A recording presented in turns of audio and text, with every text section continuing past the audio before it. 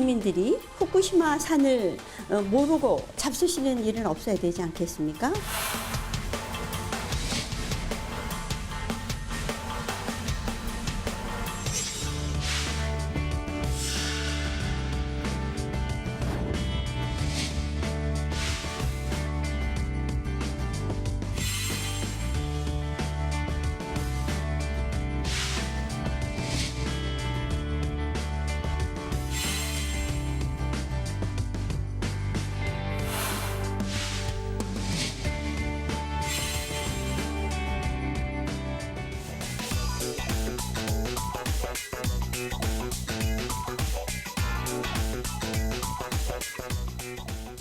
최진봉 교수, 백성문 변호사와 자리했습니다. 오늘 첫 번째 주제 보겠습니다. 당연한 이야기지만 후쿠시마나 그 주변에서 잡힌 일본산 수산물은 수입이 안 됩니다. 그렇지만 그 외 지역에서 나오는 일본산 예를 들어 활어 이런 건 들어오고 있죠. 일본산 가공식품은 어떨까요? 다 들어옵니다. 그럼 안전할까요? 검역이 제대로 될까요? 현장 취재한 내용을 좀 보겠습니다. 네. 두 분 이렇게 가공식품이라도 네.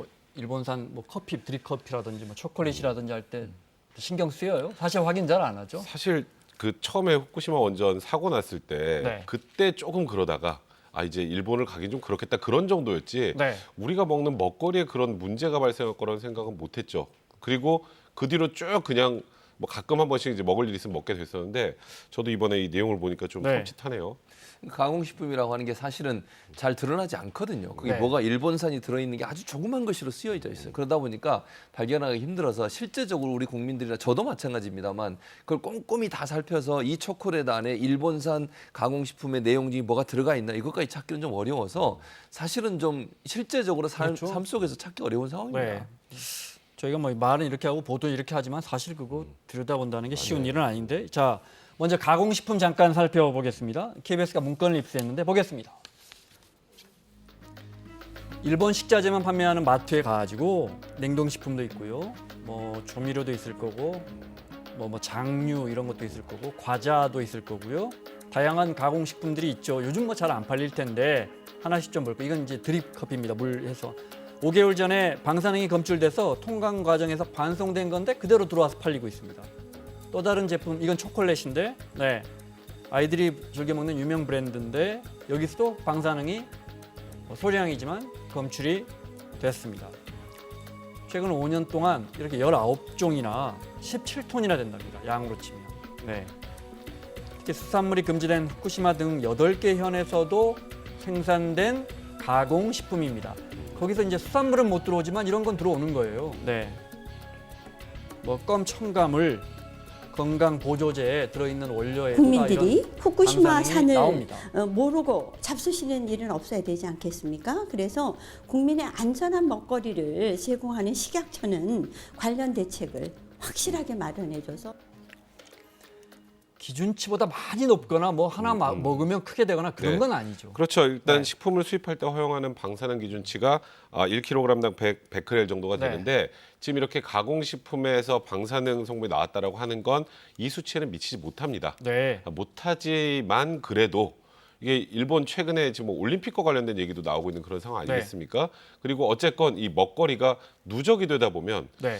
이 안에 허용이 가능한 수치만 들어있다고 하더라도 누적되면 또 몸에 굉장히 악영향을 끼칠 가능성도 배제할 수 없는 것 아니겠습니까? 불안감도 그렇고. 모르니까 먹는 거지 네, 아니면 그러다 보니까 먹겠습니까? 네. 굉장히 논란이 되고 저도 좀 놀랐는데요. 5년간 19가지 네. 지금 양말 17톤? 17톤에 이른다는 네. 거 저도 굉장히 놀랍습니다. 네, 그건 어디까지나 검출된 거가 네, 그렇죠. 그렇죠. 네, 무작위로 검출하니까. 맞습니다. 네, 그래서 다 반출을 시킨답니다. 문제는 이제 검출된 것만 반출시키는 거 아니에요? 그렇죠. 네. 근데 이게 하나하나 전부 다 꼼꼼하게 검역 자체가 가능한 것인지도 좀 의문이 들고 그렇게는 원론적으로 불가능하죠. 그렇죠. 샘플 일부만 해가지고 할 텐데 그러다 보면 정말 좀 이런 말하기 좀 뭐합니다만 운이 좋으면 안 걸리고 그러니까요. 운 나쁘면 걸리고 이러지 않을까라는 네. 것 때문에 이제 불안감이 확산되는 것 같습니다. 그런데 이제 중요한 건 이제 원전이 녹아내린 후쿠시마 근처에서 온 수산물은 우리가 이제 그렇죠. 놔두고 수입 금지를 하죠. 금지를 했으니까. 네, 맞습니다. 거기산 가공식품도 오잖아요. 그렇죠. 근데 그건 금지가 안 돼 있어요. 네. 그러니까 지금 말씀하신 것처럼 수산물에 대해서는 금지 명령이 내려졌기 때문에 후쿠시마 원전 관련된 8개 현, 가까운 8개 현에서 잡혀온 수산물은 절대로 못 들어오게 돼 있습니다. 그렇죠. 네. 그런데 문제는 그걸 재가공하거나 아니면 원산물을 일정 부분 포함시켜서 제품을 만드는 경우 네. 이런 경우는 금지가 안 돼 있어요. 예를 들면 라멘, 소바, 캔디 우리가 저기 보이는 지금 용도들 나오잖아요. 그런 그 재료를 이용해서 만든 제품은 얼마든지 지금도 수입돼서 우리가 먹고 수입될 수 있다. 있다는 거죠. 네. 근데 문제는 중국과 대만은 가공식품까지 수입을 금지시켰어요. 후쿠시마 인근에서 그렇죠. 나오는 재료가 포함된 가공식품. 맞습니다. 그 8개 현에서 만들어진 물품이 조금이라도 들어가서 가공 제품 만들면 네. 그 가공 제품까지도 수입을 못 하도록 막아놨는데 지금 우리나라 같은 경우는 가공식품은 수입이 되도록 돼 있기 때문에 이 문제가 지금 논란이 되고 있고 네. 또 하나 문제는 뭐냐면 식품 첨가물에 들어가 있는 것은요. 원산지를 잘 알지 못하게 돼 있어요. 그러니까 쓰지 않는 거예요. 식품 첨가물에는 원산지가 구체적으로 어디에서 이게 제품이 나왔는지 하는 부분에 대해서 구체적으로 쓰지 않기 때문에 라면에 어떤 저 재료가 들어가 있는지 들어갔고 원산지 표시는 안 되죠. 그 안 돼 있죠. 라면을 일본에 어디서 그렇죠. 만들었는지만 써져 그것만 있죠. 돼 있다는 네. 거죠. 그러다 보니까 사실 후쿠시마 인근에 있는 8개 현에서 나오는 뭐 물품이나 이런 걸로 재료가 돼가지고 네. 라면이 만들어질 수도 있는데 그걸 걸러내기가 어려운 상황이다 이렇게 볼 수 있을 것 네, 같습니다. 그런데 중국과 대만은 그것까지도 수입을 금지하고 있다. 네. 수산물 이야기 좀 해보겠습니다. 네. 국민들 입장에서 불안하긴 한데 일단 저 여론을 한번 볼까요? 네. 일본산인가 아닌가 그걸 확인합니다. 사지도 말고 먹지도 말고 제 생각은 그렇습니다. 일본산 안 먹어요. 생태 같은 건 아예 안 먹고 원산지를 보고 먹고 덜 먹어요. 옛날보다는.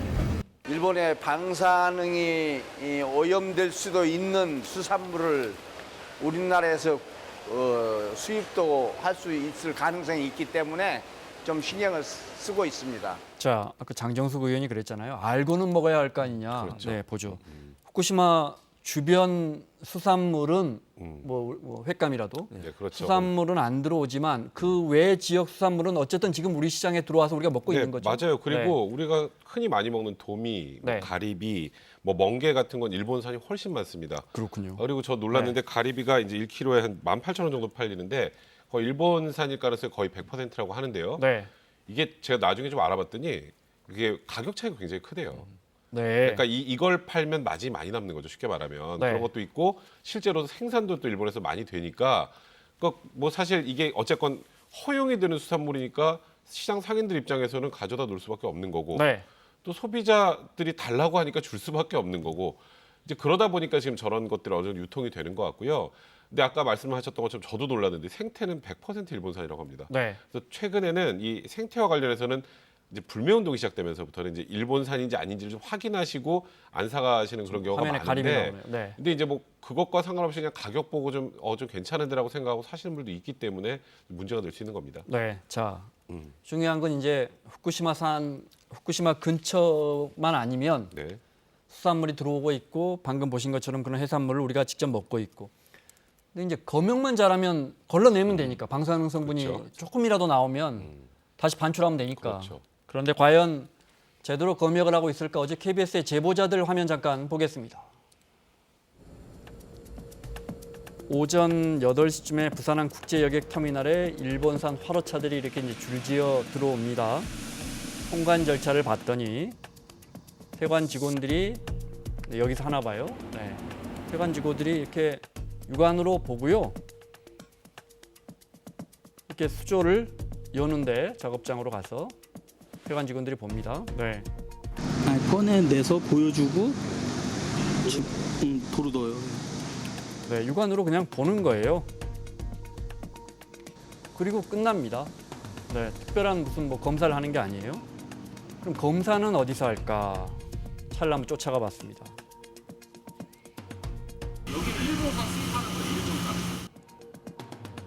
일본산 수산물 모아놓은 보세구역이에요. 이제 세관 통과하는 여기서 이제 식약처 차량이 이제 본격적으로 조사를 해요. 검사를 합니다. 샘플 가져가서 하는데 그러니까 항구에서 하지 않고 보세구역까지 와서 하는 거죠. 네. 게다가 저 안에 이제 해수가 들어있을 거 아닙니까? 일본에서 온 화로들이니까. 네. 그리고 저 해수가 어떤 방사능이 들어있는지도 모르는데 와서 이렇게 하루에도 수만 톤이 저렇게 버려지고 있는 거죠. 네, 심지어 화로도 일본에서 버려지고. 들어온 이 화로 트럭들이 버려질 수 있는 그물은 같이 실려왔던 일본산 생물들이라든가 이런 것들이 우리나라에 버려질 수가 있으니까 여러 가지 방사능 오염 또 생물들의 유입 이런 걸 갖다 고려를 해봤을 때 우리나라 연안에서 버려지는 것은 맞지 않다고 봅니다. 100번 양보해도 저 해수야 우리가 마시는 건 아니니까. 네. 그래도 우리 땅에 버려지는 게 찜찜하긴 하지만 그렇죠. 중요한 건 저 안에 있는 화로들이 진짜 제대로 검사되고 있나 진짜 궁금합니다. 검사가 안 네. 되고 있는 걸로 보여요. 왜냐하면 지금 부산항에 내렸잖아요. 내려가지고 보세구역이라고 하는 건 지금 한 군데만 보여줬지만 강원도도 있고 충청도도 있어요. 네. 그러면 일본 차에 화로차에 화로를 싣고 와서 그 차가 보세구역까지 가는 거예요. 그러면 일본 차가 우리 고속도로를 달려서 가서 강원도, 충청도 아니면 다른 지역까지 가는 거 아니겠어요? 그것도 네. 문제고. 또 하나는 저 부산항에서 하는 것은 방사능 검사를 하긴 하는데 차 겉모양에 있는 방사능 검사만 하는 거예요. 화로에 대해서는 하지도 않고 아까 보셨던 것처럼 잠깐 꺼냈다가 집어넣잖아요. 네. 그리고 나서 보세구역 가면 그 강원도, 충청도에 가면 그때서 시각처 직원이 나와서 네. 빼가는데 샘플 아까 보셨죠? 봉지에 2개 딱 들고 가는 거. 저 안에 얼마나 많은 화로들이 있겠습니까? 네. 또 일부에서 이런 의혹까지 제기하고 있어요. 샘플로 주는 것을 일정 부분 신선하고 뭐 방사능 오염이 안 된 화로만 준다고 하는 의혹도 지금 있는 상황이에요. 네. 그러면 제대로 검사가 안 되고 있다고 볼 수밖에 없고 저렇게 검역망이 정말 허술하게 돼 있는 상태에서 우리가 먹는 수산물이 과연 방사능이 네. 오염이 안 됐다고 장담할 수 있을까 걱정이 그러니까요. 심합니다. 정말 백 변호사 이야기한 것처럼 운 나쁘면 걸리고 샘플 조사 맞아요. 설짝에서 하니까 지난해 얼마나 우리가 일본산 저 수산물만 네, 34,904톤. 3만 4천 톤. 4,904톤이니까 어마어마한 수치죠. 근데 이게 화로만 그게 수입됐다는 거잖아요. 네, 그 수입된 거죠. 우리가 다 먹었다는 거잖아요. 그렇죠. 네. 근데 먹을 때 이게 일본산 뭐 수산물인지 알고 먹으시나요? 대부분 잘 모르잖아요. 또 그러니까요. 음식점에서 먹으면 더더욱이나 네. 모르고요.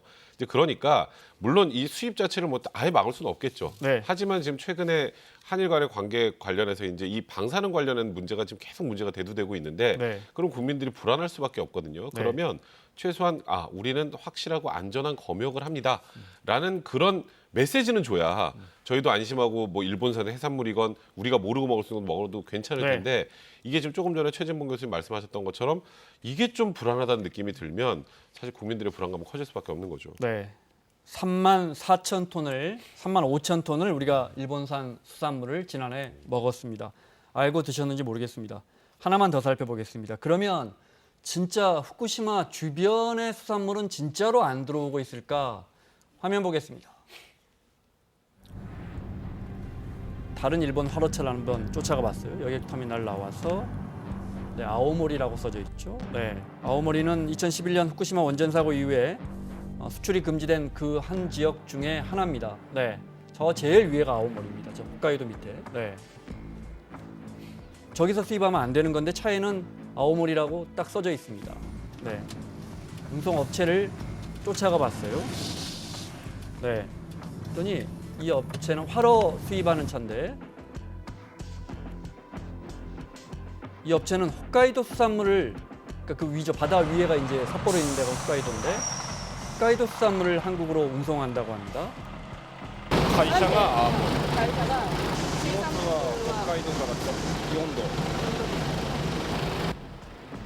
그리고 교통 그러니까 허가증 받고 네 그다음에 이제 형식적으로 저 방사능 검사하는 거 그냥 통과해서 네 무사 통과입니다. 우리로 치면 예를 들어 목포나 여수 쪽까지는 다 금지가 됐다고 하니까 이건 제주산이에요 하고 수출하는 식인 그렇지. 거예요. 네, 그렇죠. 네. 그리고 저는 황당하게 아까도 말씀드렸지만 저 안에 있는 화로에 대해서는 제대로 검사를 안 하잖아요. 네. 또 하나 문제가 뭐가 되는 줄 아세요? 저기 지금 우리나라 고속도로를 달려가지고 보세구역 가는데 가는 도중에도 많은 문제가 있습니다. 이거 단순히 그냥 방사능 문제도 문제지만 운전석도 사실은 왼쪽 오른쪽 있잖아요. 교통사고 내는 경우도 많고요. 음주운전해서 걸리는 경우도 많아요. 그런데 처벌도 못해요. 외국 사람이라고. 이런 문제까지 있기 네. 때문에 검사나 조사를 조금 더 명확하고 촘촘히 해야 되는 상황이다. 이런 생각이 듭니다. 시간 때문에 넘어가야 되는데 그래도 식약처 입장 한번 볼까요? 정말 다소 황당한데 네 식약처 입장 그래서 이거 어떻게 된 거냐고 물어봤더니 제작진에서 그랬더니 그 차 번호 알려주면 우리가 확인해 드릴게요라고. 자 여기까지 보겠습니다. 자 백성문 변호사 최진봉 교수 함께하고 있습니다. 오늘 두 번째 주제 보겠습니다.